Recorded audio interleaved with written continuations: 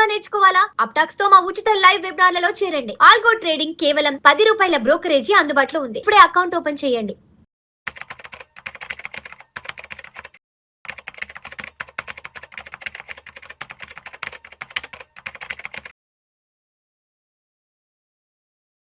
నమస్తే, welcome to Suman TV. నేను విష్ణు.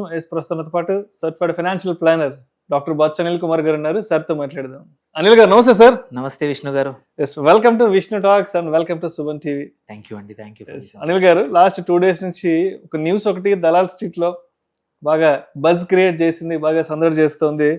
ముంబై వర్షాలపై ట్రేడింగ్ చేయొచ్చు, తొలిసారిగా స్టాక్ మార్కెట్లోకి వెదర్ డెరివేటివ్స్ వచ్చేస్తున్నాయంటూ కూడా. ఏంటి అసలు వర్షాలతో ట్రేడింగ్ చేయడం ఏంటి, వర్షాలతో వ్యాపారం చేయడం ఏంటి, ఏంటి అసలు ఈ కాన్సెప్ట్ ఏంటి? ఒకసారి డీటెయిల్గా ఎక్స్ప్లెయిన్ చేయగలరు? ఒకటి ఏంటంటే, ఇది ఫస్ట్ థింగ్ ఎందుకు అండ్ ఎవరు చేస్తున్నారు అనేది వెరీ ఇంపార్టెంట్. సో ఎవరు చేస్తున్నారంటే మాత్రం ఇది NCDEX, national commodity derivative exchange. NCDEX వాళ్ళు June 1 నుంచి రెయిన్ ముంబై అనే కొత్త కాంట్రాక్ట్ ఓపెన్ అవుతుంది అనమాట. It's a futures contract. So futures contract that to cash settled, because ఇందులో మన అండర్లయింగ్ ఏమి ఉండదు కాబట్టి. సపోజ్ వేరే కమోడిటీకి అయితే అండర్లయింగ్ ఉంటుంది, గోల్డ్ కానీ ఐరన్ కానీ, వీటికి అండర్లయింగ్ ఏమి ఉండదు. ఓన్లీ వర్షం యొక్క పర్ఫార్మెన్స్ డీవియేషన్ మీద మనం ఫ్యూచర్స్ కాంట్రాక్ట్ తీసుకుంటున్నాం. Suppose normal, because historic data ఉంది ఇది ముంబై రెయిన్స్ మీద, వర్షాల పైన. సో హిస్టారిక్ డేటాను బట్టి నార్మల్ నంబర్ ఎంత, దానికన్నా తక్కువ ఎక్కువ అయితే ఫ్యూచర్స్ వాల్యూ అనేది మారుతుంది అనమాట. ఎందుకు ఇది? సో ఇది టెక్నికల్గా పర్పస్, టెక్నికల్గా ఎలా జరుగుతుంది. బట్ దానికన్నా ముందు ఇంపార్టెంట్ ఎందుకు ఇది అంటే, ఇట్స్ నాట్ ఎనీ ఫ్యాన్సీ కోసం కాదు చేసింది. ఎందుకంటే ముంబై వర్షాలు అనేది బట్టి చాలా ఇండస్ట్రీస్, చాలా సప్లై చైన్ కానీ అవన్నీ కూడా ఇంపాక్ట్ అవుతాయి. ఎగ్జాంపుల్ అగ్రికల్చరే కానివ్వండి, సప్లై చైన్లో హ్యూజ్ మ్యానుఫ్యాక్చరింగ్ కంపెనీస్ ఏవైతే ఉన్నాయో అవన్నీ కూడా ఇంపాక్ట్ అవుతాయి. సో వాటి ఫైనాన్షియల్ ఇంపాక్ట్ అనే దాన్ని హెడ్జ్ చేసుకోవడానికి. ఎందుకంటే ఇప్పుడు ఎగ్జాంపుల్ ఈ సంవత్సరం వర్షం కొంచెం నార్మల్ కన్నా తక్కువ పడే అవకాశం ఉందని చెప్పారు. అలాంటప్పుడు వీళ్ళ అగ్రికల్చర్ డెరివేటివ్స్, అగ్రికల్చర్ ఇండస్ట్రీస్ ఎవరైతే వర్షాలపైన డిపెండ్ అయిన వాళ్ళు, అలాంటి వాళ్ళందరికీ ఇబ్బంది అవుతుంది. సో అందుకోసమే ఏకంగా వర్షంపై కూడా ట్రేడింగ్ అనేది కొత్తగా స్టార్ట్ అయింది. ఇందులో ఏంటంటే ముంబైలో వర్షపాతం ఎంత, ఎక్కువ తక్కువ, ఎక్కువ అయితే ఒక రకంగా అవుట్కమ్ వస్తుంది ఫ్యూచర్కి, తక్కువ అయితే నేను సేవ్ చేస్తుంది. సో దేర్ బై ఏంటంటే, నువ్వు సపోజ్ నీ బిజినెస్ అంతా ఇది సినిమాటిక్గా కనిపించవచ్చు, షాకింగ్గా కనిపించవచ్చు, కానీ ఇందులో సీరియస్ బిజినెస్ అయితే ఉంది, ఆర్థిక అవసరం ఉంది. ఇదేదో చాలామంది ఏమనుకుంటారంటే ఫన్ కోసం కానీ ఇది అనుకుంటారు. కాదు, మనం చూసుకుంటే వ్యవసాయం కానీ, లాజిస్టిక్స్ రంగం. ఎందుకంటే లాజిస్టిక్స్ 4 రోజులు ట్రాన్స్పోర్ట్స్ అయిపోయాయి అనుకోండి, వర్షాలు ఎక్కువైపోయి మొత్తం రోడ్లు బ్లాక్ అయిపోతే మొత్తం వాళ్ళ బిజినెస్ పోతుంది. 1 వీక్ నుంచి 10 days చూసాం. లాస్ట్ సీజన్లో 3-4 సార్లు పెద్ద వర్షాలు పడి 15-20 రోజుల బిజినెస్ ఆగిపోతుంది. దానివల్ల వాళ్ళ ప్రెడిక్షన్స్ ఆగిపోతాయి, వాళ్ళ ఉద్యోగాలు, వాళ్ళు సప్లై చేయాల్సిన టయానికి సప్లై చేయాల్సిన వస్తువులన్నీ కూడా ఆగిపోతాయి అన్నమాట. అట్లాగే నిర్మాణ రంగం. సపోజ్ నువ్వు ప్రామిస్ చేసావు ఒక కన్స్ట్రక్షన్ కంపెనీ ఈ టైంలో, కానీ వర్షాకాలంలో మనం కన్స్ట్రక్షన్ చేయలేము, ఇబ్బంది. సో అది కూడా ఒక వాళ్ళకు.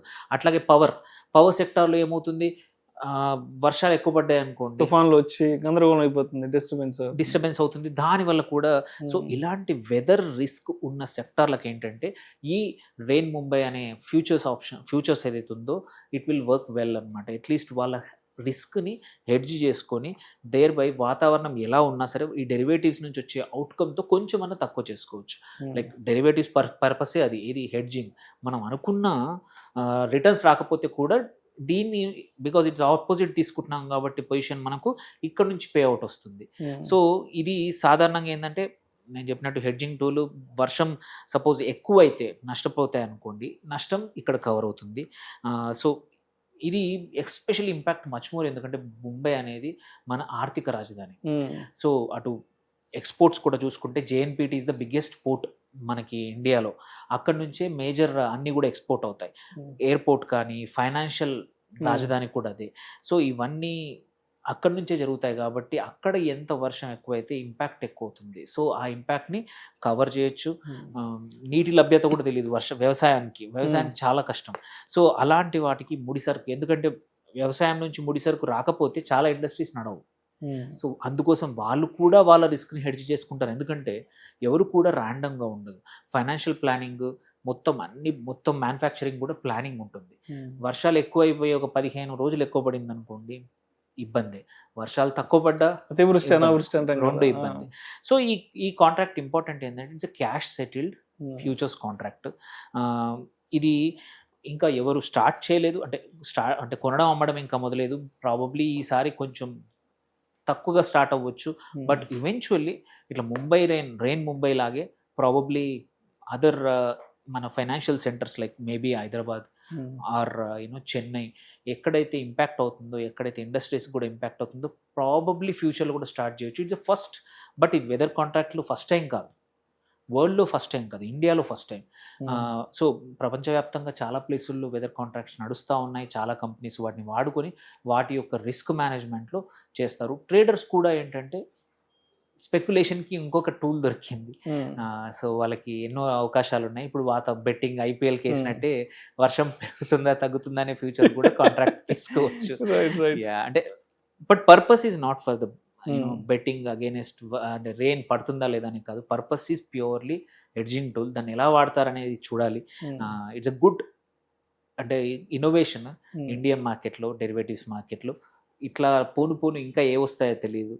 So it's a good one, but very important one. చాలా ఇంపాక్ట్, చాలా సెక్టర్స్ కూడా ఎఫెక్ట్ అయ్యే ఏమంటారు టూల్ని హెడ్జ్ చేసేసారు వర్షాన్ని. సో దీనివల్ల మంచిది తప్ప చెడేం లేదు. దీనివల్ల ఇన్నోవేషన్స్తో మోర్ డెరివేటివ్ ఎక్స్చేంజెస్ మనకి ఇప్పుడు కొత్తగా వస్తున్న డెరివేటివ్ ఎక్స్చేంజ్ చిన్నవి కూడా ఉన్నాయి. వాటికి ఎంఎస్సిఐ కానీ ఇప్పుడు ఎన్సిడిఎక్స్ కానీ వాల్యూమ్స్ పెరిగే అవకాశం ఉంది. ట్రేడింగ్కి కొత్త అందరూ కూడా ఓన్లీ ఇండెక్స్ ఆప్షన్స్ లేకపోతే ఈక్విటీ ఆప్షన్స్లోనే కాకుండా రెగ్యులర్ కమోడిటీస్ ఏవైతే ఉన్నాయో గోల్డ్, బంగారము లేకపోతే మెటల్స్ లాంటివే కాకుండా ఇట్లాంటి వాటిపైన కూడా డెరివేటివ్స్ పెరగడం వల్ల వాల్యూమ్స్ పెరుగుతాయి అండ్ మనకు అవకాశాలు కూడా. బేసికల్లీ ఏమవుతుందంటే ఇట్లాంటి వాటి వల్ల మనము సపోజ్ ఏదైతే ఈక్విటీకి ఆర్ డెట్కి కలిపి అంటే రెండు ఒకే రకంగా కాకుండా మన పోర్ట్ఫోలియో బిల్డ్ చేసేప్పుడు ఆపోజిట్ డైరెక్షన్లో కోరిలేషన్ లేని డెరివేటివ్స్ అనమాట.